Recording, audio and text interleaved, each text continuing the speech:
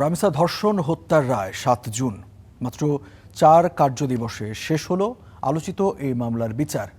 ঢাকার শিশু সহিংসতা দমন ট্রাইব্যুনালে দুই পক্ষের যুক্তিতর্ক উপস্থাপন শেষে রায়ের দিন ধার্য করেন আদালত।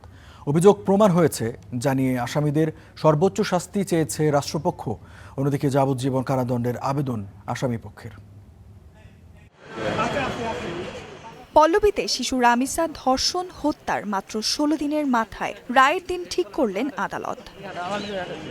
এর আগে ঢাকার শিশু সহিংসতা দমন ট্রাইব্যুনালের চূড়ান্ত যুক্তিতর্ক উপস্থাপন করেন রাষ্ট্রপক্ষ ও আসামিপক্ষের আইনজীবী। মাত্র ৪ কার্যদিবসেই শেষ হয়েছে সাক্ষ্য গ্রহণ ও যুক্তিতর্ক।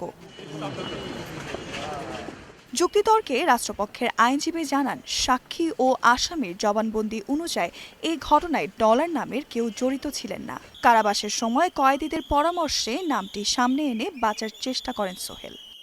উনি ঘটনার সময় নেশাগ্রস্ত ছিলেন। আমরা চ্যালেঞ্জ করেছি যে এন্টায়ার এভিডেন্স অফ আইও মানে PW16 তার কোথাও নাই বা তার জবানবন্দিতে নাই।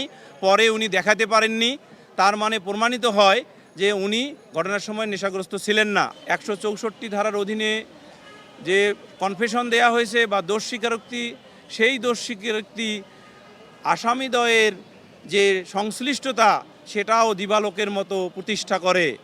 এই কারণে আমরা উইথ হাম্বল সাবমিশন আদালতের নিকট দুইজনেরই সিভিয়ার পানিশমেন্ট চেয়েছি। অন্যদিকে দায় মেনে নিয়ে আসামিপক্ষের আইনজীবীর দাবি, ঘটনার সময় মাদক নেয়ার কারণে সুস্থ মস্তিষ্কে ছিলেন না আসামি। সে কারণে সোহেলের যাবজ্জীবন কারাদণ্ডের আবেদন তার। আর মরদেহ গুমের সহায়তায় স্বপ্নাকে দিতে বলেন ৭ বছরের কারাদণ্ড। যেহেতু এই আসামি নিজেই গতকালকে বিজ্ঞ আদালতে নিজেকে দোষী বলে আদালতের নিকট ক্ষমা প্রার্থনা করেছে, সেহেতু আমি বিজ্ঞ আদালতে বলেছি তার সাক্ষ্য এবং রাষ্ট্রপক্ষের সাক্ষ্য আমাদের যুক্তিতর্ক অনুযায়ী বিজ্ঞ আদালত ন্যায় বিচার যেন প্রদান করে। দেশের ইতিহাসে দ্রুততম সময়ে শেষ হলো এই মামলার বিচার কাজ।